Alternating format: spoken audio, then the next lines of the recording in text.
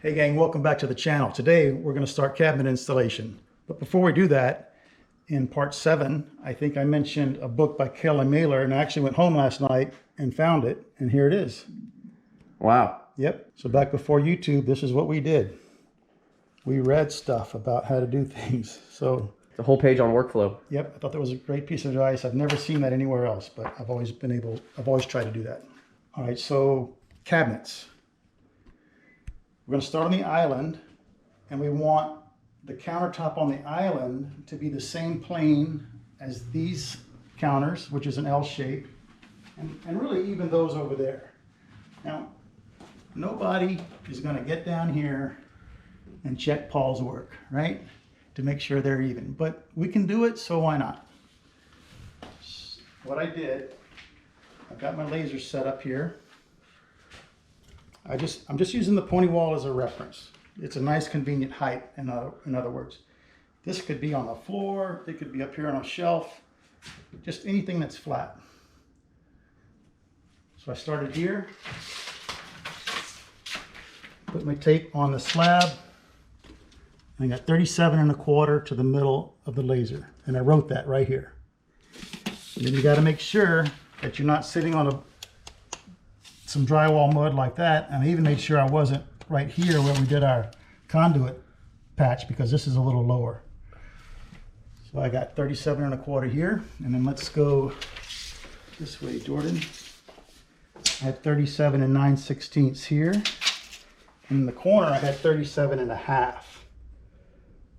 So I already know the floor is falling off 1/4 inch towards this corner. Then I started working this way, 37 5/8, 37 9/16, pretty flat. 37 3/4. By the time I got out here, I was at 37 13/16. So 9/16 difference between the first one and this one. So now I know that the very first one we shot is the high spot in the slab. The shortest measurement is the highest spot. It's a little counterintuitive. It makes sense though. Yep. So then what I did, I fixed the laser up on, actually I just used some buckets, and I wanted the beam to be at 35. And I'm not going to show you all this. 35 is 1/2 inch floor thickness plus 34½ inch cabinet height. This is the top of our counters. I like to account for the floor thickness when I'm installing cabinets. Top of the cabinet. Top of the cabinet. Sorry, right. Yep, you're right. Now I could have kept the laser on the pointy wall and just measured down, but it introduces a chance for too many errors. So I reset the laser at this point, and I reshot it. I reshot it here, in the corner, on the left-hand side of the window, on the right-hand side of the window, and over there. So what's the point of using the laser to find the high spot and then using the laser to find that cabinet height? Because you have two different laser measurements. Right. Well, one, I'm finding the high spot in the slab, and on the second one, I'm getting a level line that represents the top edge of all the cabinets. You could do it at the same time, but it was just easier for me to do it in kind of a two-step process. If I were to go from that far corner to here with the chalk line, that's kind of far. It can sag in the middle, so I broke it up at the window. So we'll actually pop 3 lines. So if you don't have a laser level, I actually used to use a water level, just a piece of vinyl tubing with some clamps on the ends that hold the water. I would usually color the water blue so you can see it easier. So I have a funny story about a water level, if you'll let me tell it, and it won't end up on the digital room. You gotta make it, it's gotta be interesting enough. All right. Gotta make it good. So we were working above the hills of Ventura. The water happened to be off on this remodel, so we had no water. So Paul and I, the guy that was helping me, were doing some framing work, and we needed my water level. So I got it out of the truck. Well, it had leaked, and about half the water had drained out. Nobody on the job site had any water, but somebody had a Gatorade. Typical California. That'll no work. Water. That'll work. So we kept the water in it and poured the Gatorade in the other end and filled it up. And we started to use it on the project, but we realized that something was wrong. So we brought the two ends of the water level together. And if I remember right, the water was at one level and the Gatorade side of the water level was like an inch higher. It may have been the other way around, but I'm pretty sure the Gatorade was higher.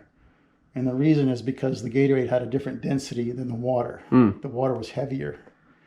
And so Interesting. We had to dump the whole thing into a cup, mix it into a homogeneous solution, put it back in the level in order to keep going. So What color was the Gatorade? it was classic yellow. Nice. So that's my water level story. But we're ready to go. So let's get the chalk line and pop these. And that'll give us a reference on where we want to put the island. We have our chalk lines popped on all the walls. And I'm going to reuse our jig from the crown molding video to help us out right here. You'll see a little later what we're going to do with this, but I'm going to put it up right now.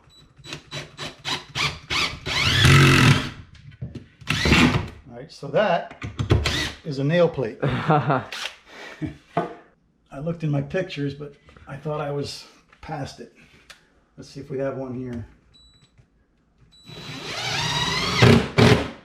Good. It's exactly what a nail plate's supposed to do. But I know I've got a stud here. Shit. All right, that's done. So these cabinets are partially sitting on top of the old tile. This tile is going to stay, and we're going to weave our new tile into it. But I don't want the cabinets sitting on tile. In case somebody ever wants to change the tile, it's going to be very difficult for them, or if impossible, to get that tile out. So we're going to remove it first. So I've already put an X with blue tape on the ones I want to remove. And I've used blue tape where I want to make a straight cut. And that'll make sense when we put these in. Now what we have right here, we have the opening for our range. Requires a 30-inch opening. It's 30 right there. But something you have to account for is this little reveal here. It's a 1/4 inch. So what I did, I found the center line of our pony wall, and I went 15 and 1/4. 15 is half of this distance, and then a 1/4 inch accounts for this. So this side is going to be on that line, and this side is going to be on that line. So that's 30 and a half, and that's 30. If you made this 30, your range wouldn't fit. Bad day. Yep. So let's pull these out of here and cut that tile.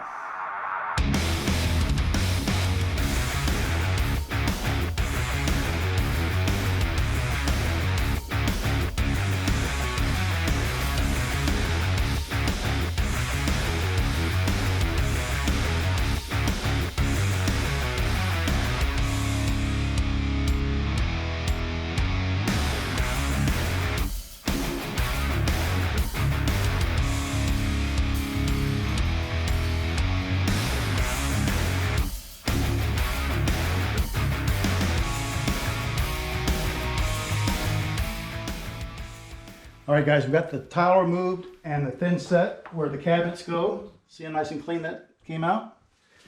I got a better tool for removing this. We just used the cold chisel right there, but we'll deal with this later. But both cabinets now sit on the slab. So now what we're going to do, we're going to use that crown jig we made and attach to the wall on our chalk line. My track from my Festool with a level sitting on it. We're just using this as a long straight edge. And I'm going to lift with my left hand because we're sloping down towards the left, and I'm watching the bubble. And when I'm level, Jordan's going to measure the gap between the track and the top of this cabinet, and that's how high this needs to come up to match these cabinets once they're installed. Because that's the high spot right there. Right. So everything is based off of that high spot. Right. Are you ready? Yep. You could do this with a laser. There's just nowhere for the laser beam to land, so to speak. All right, buddy, I'm there. You good? we're looking at about 5/8. 5/8? Yeah, 5/8 is it. So we went out to the table saw and ripped a 2x4 to 5/8, and we have 4 of them. And that's going to be the block under this corner. So now let's use the level and get this thing on that block and level in both directions. All right, gang, we used 1 shim here and 2 on this side on top of our blocks to get this thing perfectly level in both directions. And now it's time to attach it to the floor. We're going to attach it to the floor first because if you go back and look at our pointing wall video, remember this thing is not solid. I mean, it's solid, but it's not plumb yet. It doesn't have anywhere to attach to. So we're going to attach this to the floor first and then attach the cabinets and pointing wall together, and that'll lock it all together as one unit. So let's go down here. And I intentionally did not attach the kick, this, to the cabinets. And I'll show you why. So we put some blue tape on the cement so I could see my mark. There and there.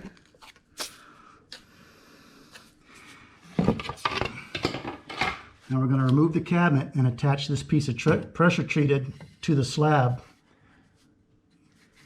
back here. And then we'll screw through our kick into here, and that'll lock this cabinet to the ground. Yes, sir. Our cabinet is out of the way. Here's the line. That's the front of our kick. So I'm just going to line those up here and here. Hold it down. And that's where that goes, right there. So I'm going to stand on it so it doesn't move. And then Jordan's going to drill a 1/4 inch hole here, and we'll fasten that to the slab.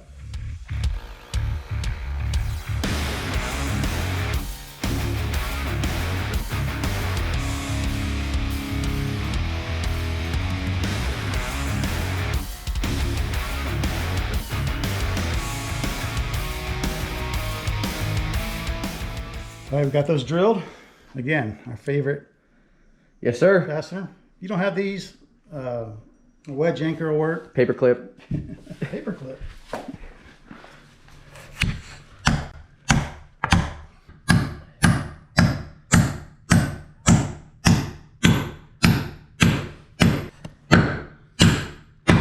Oh.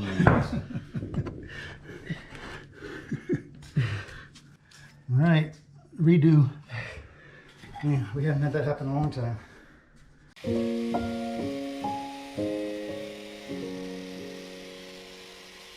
All right, before we attach the cabinet to the floor, we've got to attach the kick to the cabinet, and I want it to be strong. So I'm going to glue it.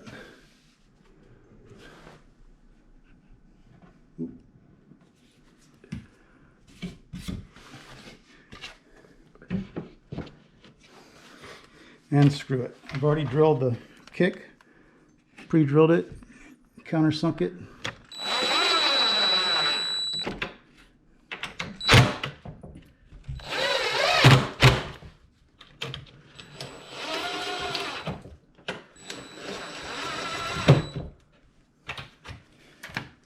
And then the skin will cover those. Perfect. All right. We're using a 2-inch interior grade construction screw right here. Beautiful.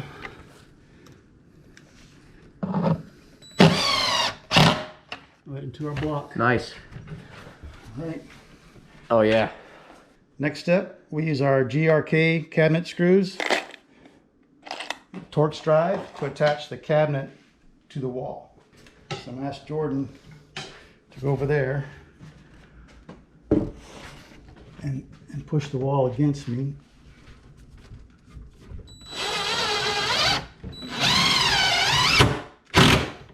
How's that?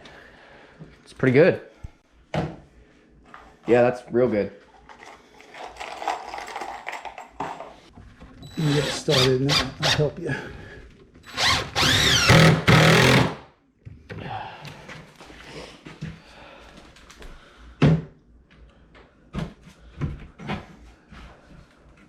good. Yeah. Make sure it didn't pull it back. Well, it couldn't. You can't pull it back. Right. That's the beauty of that block in the front, right? All right. Sweet. Nice. Whew. All right. All right, that's the process. That one's rock solid. So now let's do this one. That should go like 10 times faster, right? Yes, sir. All right, let's do it.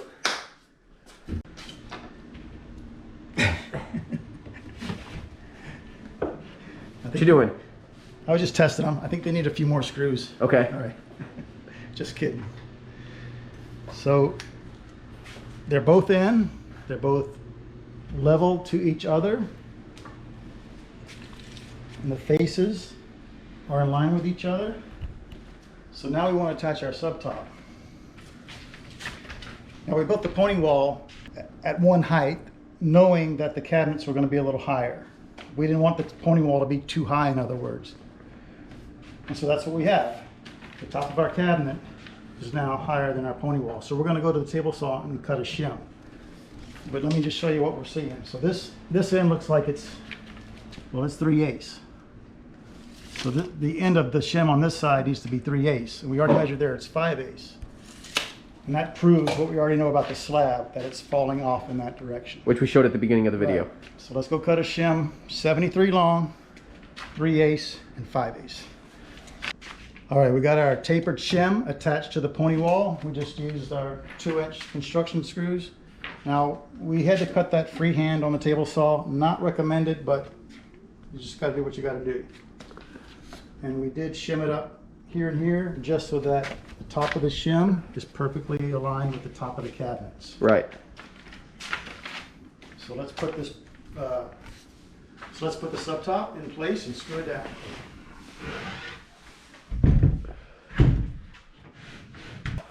So the reason for the chalk line is so that we have just a line to follow for our 2-inch screws to go through our shim into the top plate of our pony wall. You can see the shim right here, and we just came up, put a line, and now we're putting it down.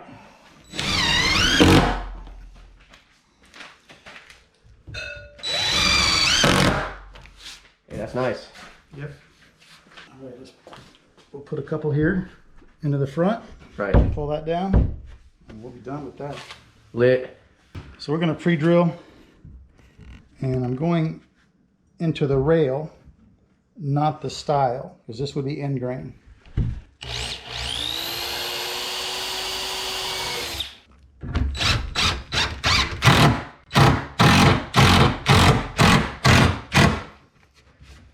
Beautiful. One over here. That wood is hard, I can tell. Maple or something.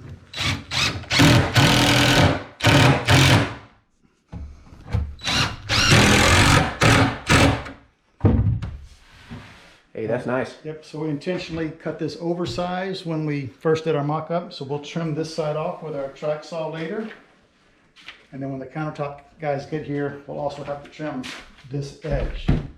But other than that, this is ready. And we can't trim it until they're here because we don't know. Yep. Almost ready to make a gumbo. All right, gang, that is it for our island cabinet and subtop installation. We are super excited about this thing. It was a big step in the project. It is plumb, level, square, all the good stuff right here. So in our next video, we're going to start installing all these other cabinets. The kitchen sink has been a big problem getting that here. Well, what happened earlier today? So the UPS guy shows up with the box and puts it on the ground, and it was already in 100 pieces. I could tell it just shattered. We could hear it. Yep. So we just said, no, thank you. We refused it. Anyway, while we're waiting on the sink to come in, because we have to fabricate our sink base for the farm sink, that'll be a whole video, I think, right there. Yeah. We have all these cabinets to build in the dining room. There'll be a tower here, a tower here, separated by 3 base cabinets and 3 upper cabinets with glass doors. So we're going to do all this next. So stay tuned. And if you guys enjoyed the video, make sure you hit the like button for us. Please consider subscribing to the channel. We've got a lot more videos for this kitchen remodel on the way soon. So stay tuned and we'll see you in the next one. See you in the next one. Good job today, bud. Awesome.